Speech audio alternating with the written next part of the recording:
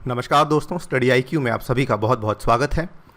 हम कंटिन्यू करने वाले हैं हमारी डिस्कशन पॉलिटी एंड गवर्नेंस में, जिसमें कि हम सेट 10 की आज डिस्कशन स्टार्ट करने वाले हैं।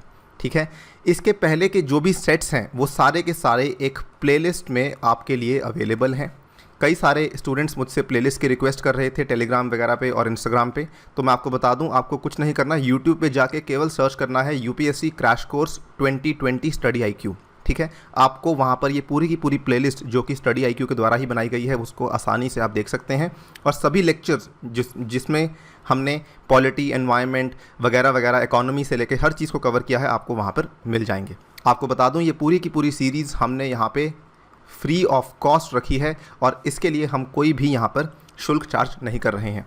ऑलराइट, सो यहाँ पर कंटिन्यू करते हैं। जैसा कि आपको मालूम होगा, ये अपडेटेड कोर्स है बेसिकली मार्च, अप्रैल, मई का, जिसमें कि हम 2020 के करंट अफेयर्स को कवर कर रहे हैं। ये आने वाले प्रीलिम्स के लिए जो कि 4 अक्टूबर को प्लान्ड है, और इसके अलावा स्टेट पीसीएस की परीक्षाओं के लिए भी काफ़ी ज़्यादा महत्वपूर्ण साबित हो सकता है। ऑलराइट, सो आइए स्टार्ट करते हैं। सोशल मीडिया पे मेरे साथ जुड़ सकते हैं आप, इंस्टाग्राम और ट्विटर पे। इसके अलावा इस लेक्चर की पीडीएफ आपको मिल जाएगी मेरे टेलीग्राम चैनल पे। स्टडी आईक्यू की ऐप लॉन्च हो चुकी है। ऐप के ऊपर यूपीएससी और स्टेट पीसीएस की तैयारी के लिए कई सारे कोर्सेज उपलब्ध हैं, जिसमें से ये वाले दोनों कोर्सेज जो हैं ये आपकी स्टैटिक नॉलेज को इम्प्रूव करने के लिए बनाए गए हैं। पूरी कोशिश रहेगी कि दोनों कोर्सेज यूपीएससी के पहले ख़त्म कर दिए जाएं। और यहाँ पे 1000 एमसीक्यूज पॉलिटी ऑलमोस्ट 50% कंप्लीट हो चुका है। हिस्ट्री वाला कोर्स भी लगभग 50% कंप्लीट हो चुका है। ये वाला कोर्स ऑलरेडी अवेलेबल है पास्ट ईयर प्रीलिम्स की डिस्कशन का, जिसमें हमने पिछले 10 साल के पेपर्स को सब्जेक्ट वाइज कवर किया है। आप जाके इन कोर्सेज़ को देख सकते हैं। राइट, तो आइए स्टार्ट करते हैं एक सिंपल से सवाल के साथ। इस हम डिस्कशन को स्टार्ट करेंगे। Which of the statements is correct regarding the Rajya Sabha? The fourth schedule of the constitution deals with the allocation of seats in the Rajya Sabha. Under section 153 in the Representation of the People's Act 1951, ECI can extend the time for the completion of any election. So ये वाली जो चीज़ थी ये असल में हाल ही में news में रही थी ड्यू टू द लॉकडाउन। क्या हुआ था कि कोविड-19 की वजह से जो यहाँ पर राज्यसभा के चुनाव होने वाले थे, वहाँ पर ECI ने, यानी कि इलेक्शन कमीशन ऑफ इंडिया, यानी कि निर्वाचन सदन ने यहाँ पर एक बड़ा फैसला लिया था कि हम जो इलेक्शंस हैं उनको डिले करने वाले हैं, हम उनको फ़िलहाल इस टाइम पे कंडक्ट नहीं कर सकते हैं। सवाल ये पूछ रहा है कि ये कौन से सेक्शन के तहत आरपीए 1951 के ये बेसिकली एक्शन लिया गया था। सो इस बारे में आपको जानकारी होनी चाहिए। पहला स्टेटमेंट आई थिंक हमें मालूम है, fourth schedule of the constitution deals with the allocation of seats इन राज्यसभा। बिल्कुल सही है, संविधान की चौथी अनुसूची जो है वो बेसिकली डील करती है with the allocation of seats in the Rajya Sabha. So first is correct. Second के बारे में जानने के लिए हमें पहले इसको पढ़ना होगा। So as you can see, ECI defers Rajya Sabha polls in view of COVID-19, fresh date to be announced later. Rajya Sabha elections को लेकर इलेक्शन कमीशन ऑफ इंडिया ने अपनी पावर्स का इस्तेमाल किया under section 153 of the representation of the people's act. It has extended the period of Rajya Sabha election beyond the prescribed terms. So Rajya Sabha के बारे में जैसा कि आपको मालूम होगा और हम डिस्कस भी करेंगे, ये एक परमानेंट हाउस होता है, यानी कि ये कभी भी डिसॉल्व नहीं होता है। जो मेंबर्स का टेन्योर होता है राज्यसभा का वो होता है 6 साल का, और हर 2 साल के बाद यहाँ पे कुछ मेंबर्स जो हैं वो निकल जाते हैं। सो क्योंकि ये बार बार इलेक्शंस होती रहती हैं, सो ये एक कंटिन्यूइंग प्रोसेस है। अनलाइक लोकसभा जिसमें कि हर 5 साल में इलेक्शन होती है, राज्यसभा में इलेक्शंस होती रहती हैं। सो यहाँ पर इसी चीज़ का इस्तेमाल करते हुए 153 सेक्शन का यहाँ पे ECI ने इस इलेक्शन के प्रोसेस को थोड़ा सा डिले कर दिया है। Coming back to the question, now we can see कि येस, नंबर 2 ऑप्शन भी बिल्कुल ट्रू है आपका, इसीलिए both 1 and 2 will be the correct answer over here. All right, so जान लेते हैं। ECI can extend the time for the completion of any election by making necessary amendments in the notification issued. Election is extended due to public health emergency emerging from the कोविड-19। तो ये main reason था जिसकी वजह से यहाँ पर elections extend की गई थी।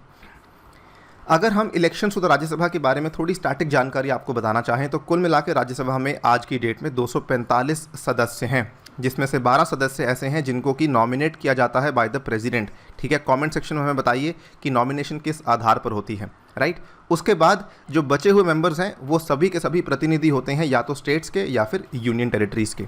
इसके अलावा चौथी अनुसूची डील करती है with the allocation of seats in the Rajya Sabha on the basis of population. Very very important to note कि यहाँ पर जो निर्धारित करने का पैरामीटर है कि कितनी सीटें मिलेंगी हर राज्य को राज्यसभा में, ठीक है, वो उनकी जनसंख्या या फिर उनकी आबादी के अनुसार यहाँ पर डिक्लेयर किया जाता है। Minimum age to be a member of Rajya Sabha is 30 years और लोकसभा के केस में ये 25 साल है। Representatives of the states in the Rajya Sabha are elected by the elected members of the state legislative assemblies. This is also a very very important fact. अक्सर बच्चे confuse होते हैं कि जो आपके सदस्य हैं राज्यसभा के, उनको चुना कैसे जाता है। तो उनको नॉर्मल लोग नहीं चुनते। कहने का मतलब कि जैसे लोकसभा में आप और मैं जाके वोट करते हैं, तो वो वाला सिस्टम यहाँ पर नहीं होता। यहाँ पर इलेक्शन होती है by the elected members of the state legislative assemblies. इसके बाद जो representatives of union territory in the राज्य सभा, they are elected by members of an electoral college specially constituted for the purpose। ठीक है, तो लेजिस्लेटिव असेंबली के case में तो इलेक्टेड मेंबर्स करते हैं, लेकिन यूटीज़ के केस में एक स्पेशली कॉन्स्टिट्यूटेड इलेक्टोरल कॉलेज होता है जो कि फिर आगे जाके मेंबर्स को सिलेक्ट करता है। सो बेसिकली कहने का मतलब ये है कि elections to the Rajya Sabha are indirect, direct elections नहीं होती, प्रत्यक्ष चुनाव नहीं होता जो कि लोकसभा में होता है। यहाँ पर अप्रत्यक्ष तरीके से चुनाव होता है, system of proportional representation and means of single transferable vote.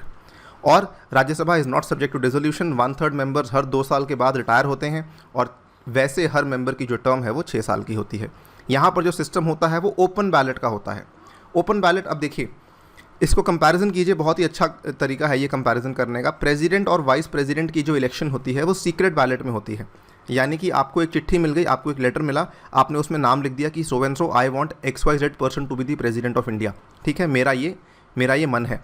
तो यहाँ पर सीक्रेट बैलेट होता है। प्रेसिडेंट या फिर वाइस प्रेसिडेंट के केस में सीक्रेट बैलेट होता है, लेकिन राज्यसभा के पोल्स के केस में ओपन बैलेट होता है। बट ओपन बैलेट भी एक सीमित रूप की ओपननेस होती है, यानी कि limited form of openness. It is not a complete form of openness, केवल एक लिमिटेड फॉर्म।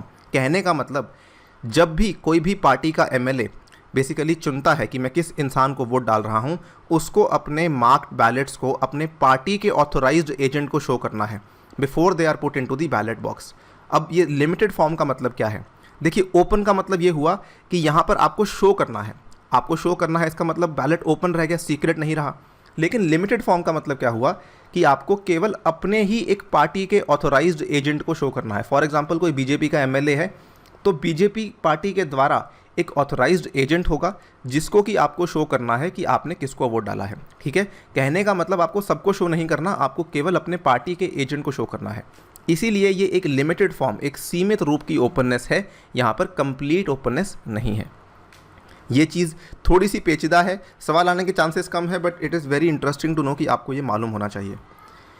ठीक है, अब हम बढ़ते हैं अगले इशू की तरफ। ये भी काफ़ी न्यूज़ में रहा, और ये बेसिकली न्यूज़ में क्यों रहा, जो MP में हाल ही में पॉलिटिकल क्राइसिस हुई थी, ये भी लॉकडाउन के टाइम पे हुआ था और काफ़ी अनएक्सपेक्टेड भी था, जहाँ पे कमलनाथ गवर्नमेंट जो है वो गिराई गई और उसके बाद नई गवर्नमेंट शिवराज सिंह चौहान जी की गवर्नमेंट जो है वो वापस आई थी मध्य प्रदेश में।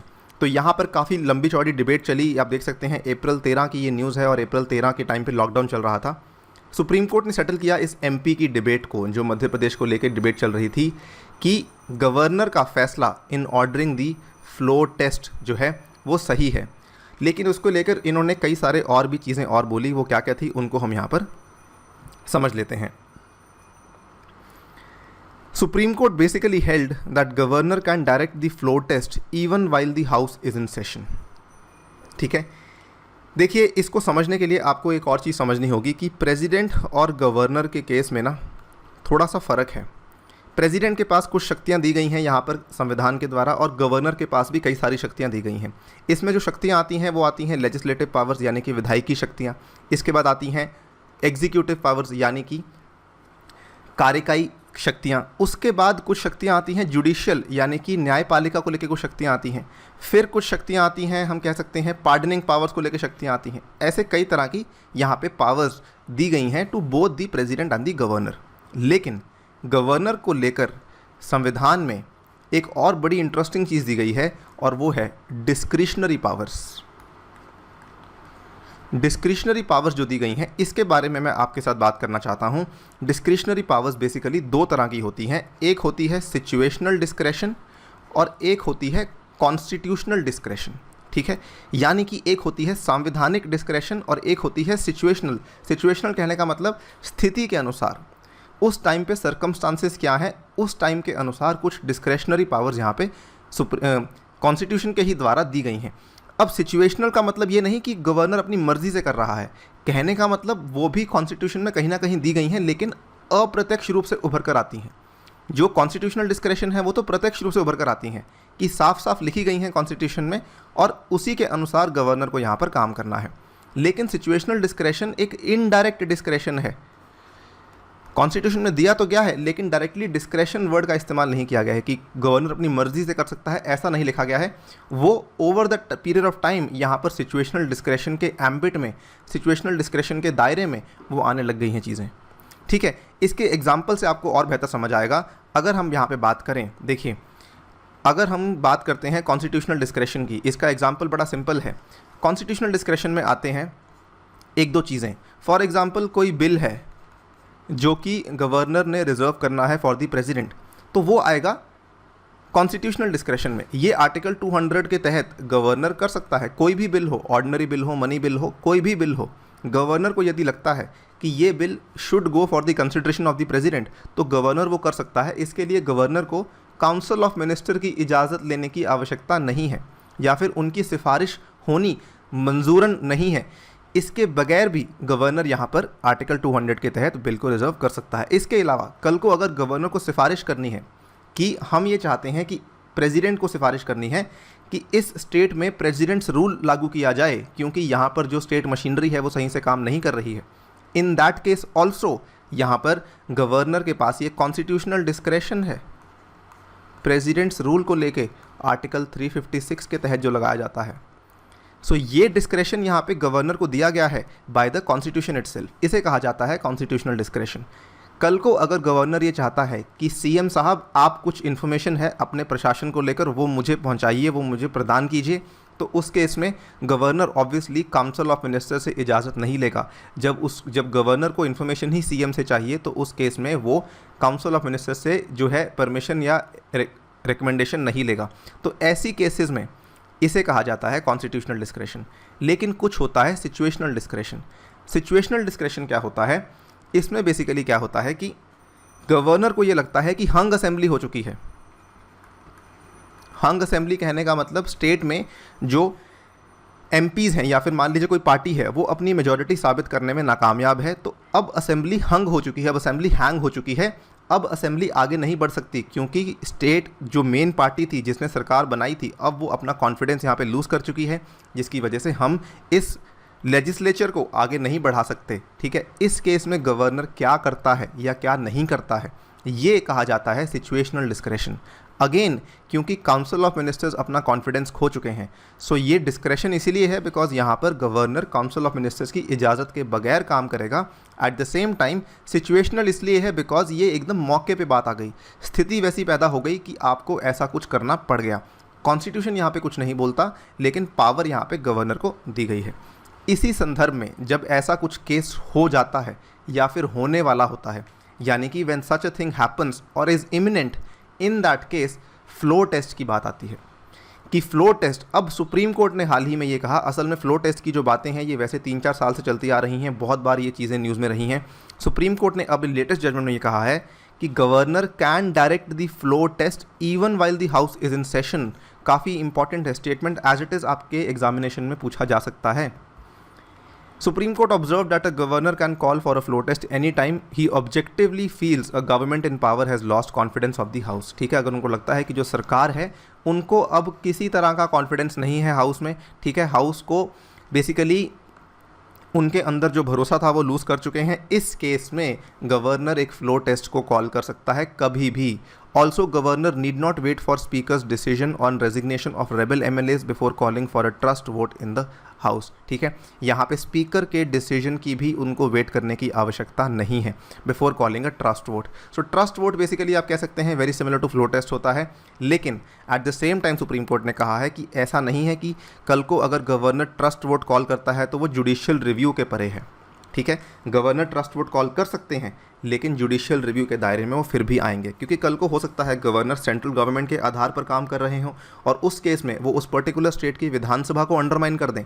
तो ऐसे केसेस से बचने के लिए, ऐसे केसेस से बेसिकली ऐसे केसेस को थोड़ा संभालने के लिए सुप्रीम कोर्ट ने यहाँ पर ये कहा है कि जुडिशियल रिव्यू के दायरे में वो फॉल करता है। फ्लो टेस्ट की बात करें, सिंपल है, basically it is a test which is used for the test of the majority. ठीक है, मेजॉरिटी को साबित करना है कि मेजॉरिटी में है या नहीं। If there are doubts against the government's majority, the governor can ask to prove the majority in the house. ठीक है, अगर गवर्नमेंट को लगता है कि वो अपनी स्ट्रेंथ को डिमॉन्स्ट्रेट कर सकते हैं, दे can have a motion of confidence. और अगर ऑपोजिशन पार्टीज़ को लगता है कि वो यहाँ पे मोशन एक्सप्रेस कर सकते हैं for want of confidence in the council of ministers, they can have a no confidence motion. ठीक है, तो दोनों प्रावधान अवेलेबल हैं। नो कॉन्फिडेंस मोशन के बारे में आपने सुना होगा, ये ऑपोजिशन पार्टीज़ करती हैं। लेकिन अगर जो रूलिंग पार्टी है, अगर उसको लगता है कि वो अपनी स्ट्रेंथ साबित कर सकती है, तो वो यहाँ पे मोशन ऑफ कॉन्फिडेंस को मूव कर सकती है। अगले टॉपिक की बात करते हैं, ये काफ़ी इंपॉर्टेंट है इस बार के लिए, मेरे को एक्सपेक्टेड है ऑलमोस्ट 95% की इसके ऊपर सवाल आने के पूरे चांस हैं। कैबिनेट कमेटी को लेकर सवाल है। Cabinet committees are set up by the president according to the exigencies of the time and requirements of the situation. All the cabinet committees are headed by the prime minister. पहला statement यहाँ पे साफ साफ जो है वो फॉल्स है। कैसे फॉल्स है? देखिए, कैबिनेट कमेटीज़ आपको मालूम होगा ये एक एक्स्ट्रा कॉन्स्टिट्यूशनल कमेटी है, यानी कि संविधान के अनुसार इनको स्थापित नहीं किया जाता। These are extra constitutional committees. और अगर एक्स्ट्रा कॉन्स्टिट्यूशनल कमिटीज़ है, इट इज़ हाईली अनलाइकली कि प्रेसिडेंट इनको सेटअप करेंगे, तो ये चीज़ यहाँ पे गलत हो गई। और वैसे भी इसका सही जवाब क्या है? इनको सेटअप करते हैं प्राइम मिनिस्टर। दूसरी चीज़, all the cabinet committees are headed by the PM. जी नहीं, वैसे तो मैक्सिमम जो कैबिनेट कमिटीज़ हैं वो पीएम के द्वारा ही हेडेड होती हैं। आपको बता दूं, जिस भी कैबिनेट कमेटी के हिस्सा प्राइम मिनिस्टर हैं, ये ऑब्वियस है कि उसके हेड पीएम ही होंगे। ऑब्वियसली अगर कोई भी और हेड होगा तो वो यहाँ पे हायरार्की को जस्टिफाई नहीं करेगा। लेकिन कुछ कमिटीज़ ऐसी हैं जो कि बनाई तो जाती हैं, लेकिन उस प्राइम मिनिस्टर उसका हिस्सा नहीं होते। उसका हिस्सा या तो होते हैं होम मिनिस्टर या होते हैं फाइनेंस मिनिस्टर, इस तरीके से। ठीक है, और इसी आधार पर यहाँ पर पर्टिकुलर वो वाली कमेटी में प्राइम मिनिस्टर हेड नहीं होते। So all the committees are not headed by the prime minister. This becomes a false statement. So 1 and 2 both are false, neither 1 not 2। ये न्यूज़ में क्यों था? बेसिकली 2 कैबिनेट कमिटीज़ थी, यहाँ पर उनकी जो पावर्स हैं उनका दायरा थोड़ा सा बढ़ाया गया था बाय दी गवर्नमेंट। ठीक है, ये 2 कैबिनेट कमिटीज़ जिनकी बात कर रहा हूँ, बेसिकली इसमें जो बदलाव किए गए थे, these changes were made by the amendment of government of India transaction of business rules 1961 rules. ठीक है, यहाँ पर under article 77 clause 3 president has made 1961 rules for more convenient transaction of business of government and for allocation among the ministers of said business. ये 2 committees जो कि चर्चा में है, cabinet committee on investment and growth, cabinet committee on employment and skill generation. दोनों की बात कर लेते हैं। जो इन्वेस्टमेंट एंड ग्रोथ वाली कमेटी है, यानी कि कैबिनेट कमेटी ऑन निवेश और विकास को लेकर जो कमेटी है, इसका मेन फंक्शन क्या है? Identifying key projects which are required to be implemented on a time bound basis involving investments of ₹1000 crore. ठीक है, यहाँ पर जो ये 1000 करोड़ की लिमिट थी, अब ये हटा दी गई है। It has been removed and included in its ambit sector specific reforms and other measures aimed at export promotion, import substitution. Clear है? तो 1000 करोड़ की लिमिट यहाँ पे हटा दी गई है। इतनी सी ही बात आपको रिमेंबर करनी है। दूसरी चीज़, जो cabinet committee on employment and skill generation है, तो जैसा कि इसका नाम है, बेसिकली ये रोज़गार और यहाँ पर कौशल जनरेट करने का काम करती है। Its functions basically includes look at policies, programmes and schemes for skill development and increasing employability. लेकिन यहाँ पर एक नया बदलाव लाया गया है कि अब पर्टिकुलर एम्फोसिस होगा on women workforce. It has been included. So पिछली वाली कमेटी में लिमिट हटाई गई है, इस वाली कमेटी में particular emphasis on women workforce, इस चीज़ को इंक्लूड किया गया है। Is that clear? अंत में आपको बता दूं, cabinet committees they are extra constitutional in emergence, यानी कि ये गैर संवैधानिक हैं। कहने का मतलब इनका मेंशन कभी भी कॉन्स्टिट्यूशन में नहीं होता है। अगर हम बात करें कि इसके अलावा और कौन सी कैबिनेट कमेटीज़ हैं, सो देखिए, अपॉइंटमेंट्स कमेटी है, अकोमोडेशंस कमेटी है, economic affairs, parliamentary affairs, political affairs, security, ये सभी कमेटीज़ हैं। इसमें से जो आपकी अकोमोडेशन और पार्लियामेंट्री अफेयर्स की कमेटी है, पीएम इसके हेड नहीं होते हैं। ठीक है, अगर पीएम हेड नहीं है तो ये ऑब्वियस है कि पीएम इसके मेंबर भी नहीं है। तो ये चीज़ आपको यहाँ पे ध्यान रखनी है। क्लियर है? कुछ और पॉइंट्स जो आपको याद करने होंगे, कैबिनेट कमिटीज़ को सेटअप किया जाता है by the prime minister according to the exigencies of the time and requirements of the situation. Most of them are headed by the PM. The cabinet committees are an organization device to reduce the enormous workload of the cabinet. ठीक है, तो यहाँ पर क्या है, ये समितियाँ इसीलिए बनाई जाती हैं। फॉर एग्जाम्पल, पार्लियामेंट्री कमिटीज़ क्यों बनाई जाती हैं? क्योंकि बहुत सारा काम है जो कि पार्लियामेंट को करना होता है, लेकिन वो इतना सारा काम करने के लिए पार्लियामेंट के पास समय की कमी होती है। उसी चीज़ को अकोमोडेट करने के लिए यहाँ पर पार्लियामेंट्री कमिटीज़ बनाई जाती हैं। सिमिलरली कैबिनेट कमिटीज़ भी यहाँ पे इसलिए बनाई जाती हैं बिकॉज एनॉर्मस वर्कलोड जो है वो कम किया जा सके। इसके अलावा they also facilitate in depth examination of policy issues and effective coordination. ठीक है, तो ये सब कुछ और चीज़ें हैं जो कि यहाँ पर कैबिनेट कमिटीज़ करती हैं। Next and the last topic इस पर्टिकुलर प्रेजेंटेशन का, 2 नई स्कीम्स लॉन्च की गई थी ऑन NPRD यानी कि नेशनल पंचायती राज डे। इसका दिन भी आपको याद करना होगा, 24 अप्रैल 1993 बेसिकली इस दिन से स्टार्ट हुआ था इसका सेलिब्रेशन 24 अप्रैल 1993। और यहाँ पर हम क्यों करते हैं इसको सेलिब्रेट? सबसे पहले तो बिकॉज 24 अप्रैल का दिन था जब 73rd अमेंडमेंट 1992 को लागू किया गया था पूरे देश भर में। ठीक है, 73rd अमेंडमेंट 1992 में आई थी, इसको लागू किया गया था 24 अप्रैल 1993 के दिन, और इसी दिन बनाया जाता है नेशनल पंचायती राज डे। 2 नई स्कीमें जो लॉन्च की गई हैं, एक है ई ग्राम स्वराज और एक है स्वमित्वा स्कीम। दोनों के प्रावधान जान लेते हैं, काफ़ी इंपॉर्टेंट है दोनों ही स्कीम। सबसे पहले तो ई ग्राम स्वराज स्कीम जो है, जैसा कि इसका नाम है ई ग्राम, ठीक है, बेसिकली ये हेल्प करेगा to prepare and execute gram panchayat development plans. तो जो भी यहाँ पे नियोजन है उनका प्रिपरेशन और उनका एग्जीक्यूशन दोनों के लिए ये हेल्प करेगा। It will also ensure real time monitoring and the accountability of the schemes. At the same time it is a major step towards digitisation down to the gram panchayat level. तो यहाँ पे डिजिटाइजेशन करने के लिए ग्राम पंचायत लेवल तक ये scheme काफ़ी ज़्यादा मददगार रहेगी। दूसरे नंबर पर आती है Svamitva scheme. It is launched in pilot mode in 6 states. इसका मेन काम क्या है? To map the rural inhabited lands using drones and latest survey methods. तो जो यहाँ पे रूरल इनहैबिटेड लैंड्स हैं, ठीक है, उनका यहाँ पे मैपिंग करेगा, किसके थ्रू? ड्रोन्स के थ्रू। कहने का मतलब यहाँ पर पूरा इस्तेमाल किया जा रहा है मॉडर्न टेक्नोलॉजी का और सर्वे मेथड्स का in order to basically map the rural lands. इससे क्या होगा? प्लानिंग स्ट्रीमलाइन हो जाएगी, रेवेन्यू कलेक्शन भी इंप्रूव हो जाएगी and provide clarity over property rights in the rural areas. तो ये बहुत सारी प्रॉब्लम्स आती हैं प्रॉपर्टी राइट्स को लेके, इन सभी चीज़ों का यहाँ पे समाधान हो सकता है। At the same time it will also help in applying for loans from financial institutions by property owners and related to property related disputes settlement. So कई सारे फ़ायदे होंगे। आई थिंक इसका आप अंदाज़ा लगा सकते हैं क्या क्या फ़ायदे यहाँ पे स्वमित्वा स्कीम की वजह से होंगे। ये 2 नई स्कीमें हैं जो कि अभी लॉन्च की गई हैं NPRD के दिन। डेट याद रखिएगा 24 अप्रैल। 24 अप्रैल के दिन एक और बड़ी इंपॉर्टेंट चीज़ हुई थी, ये भी आपको याद होगा, केशवानंद भारती केस का जजमेंट। बस वो 24 अप्रैल 1973 को हुआ था, ना कि 1993 को। ठीक है, चलिए इसी के साथ इस वीडियो को यहाँ पे समाप्त करते हैं। एक और सेट आएगा पॉलिटी में जिसमें कि हम पॉलिटी को कंटिन्यू करेंगे डिस्कशन। सो तब तक के लिए I take your leave. Thank you for listening. Stay tuned and stay safe.